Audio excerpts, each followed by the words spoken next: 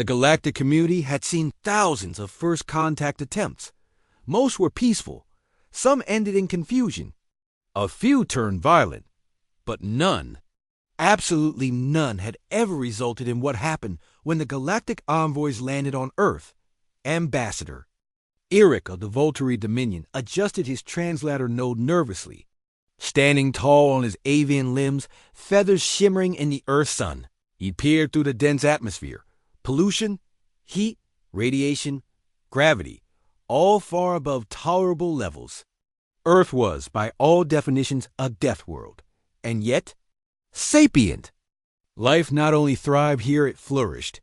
Begin standard protocol, Eric chirped to his assistant. Behind him, a delegation of species from across the Galactic Council observed, many curious, others horrified.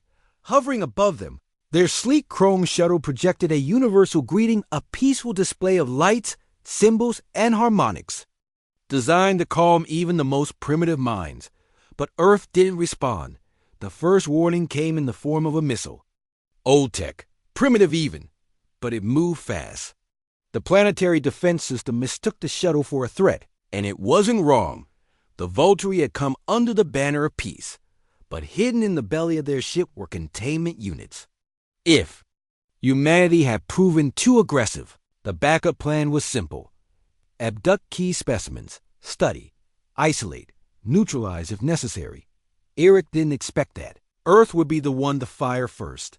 The missile struck the shuttle's side. While shields absorbed the hit, the message was clear. You are not welcome. Seconds later, Earth's skies lit up. Fighters screamed from the clouds manned by humans, wearing primitive metal suits and flying in outdated combustion-powered jets.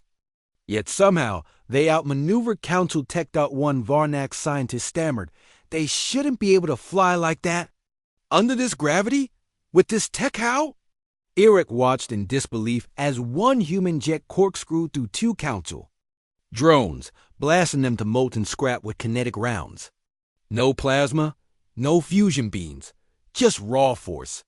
And this was not a failed first contact. This was a defense. One drone broadcast a hail. We come in peace. Stand down. We are your galactic neighbors. The response was immediate.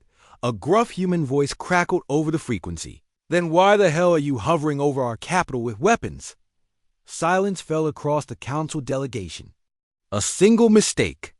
They didn't cloak the holding. Units. Humanity saw through the lie. Eric swallowed hard. Initiate retreat. Too late. Humanity's retaliation wasn't just military. It was global coordination at lightning speed. Satellites blinked online. Defense systems aligned. Digital networks detected the breach before it happened. Within 30 minutes, Earth's response wasn't chaos, it was organized resistance.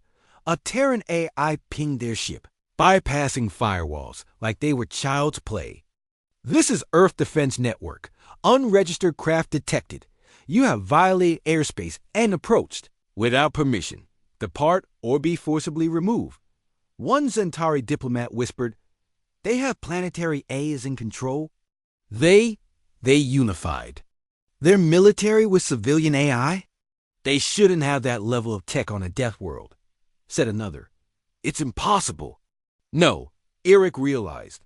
It wasn't. The stories were true. Deathworlders don't evolve like the rest of us. They don't wait for peace. They build under pressure.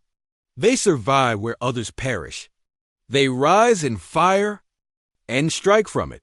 When the Volturi shuttle tried to ascend, it was swarmed not by weapons, but hacked.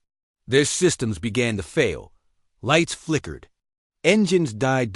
Then came the message. From a human. He appeared on every screen inside the shuttle. A middle-aged man in a dark room, backlit by glowing monitors. This was your first contact. You led with deception. You thought we were isolated. Weak, easy prey. You were wrong. We are humans. We are from Earth. We survived our own extinction several times over. We built civilization on a world that tries to kill us every single day. You thought you discovered a primitive species. Instead, You landed on the world of the apex. Then he smiled, cold, calculated. Now, you'll leave, and you will not return, because next time we won't be so nice. The transmission cut. The shuttle was released. Systems blinked back online. Iraq's wings trembled.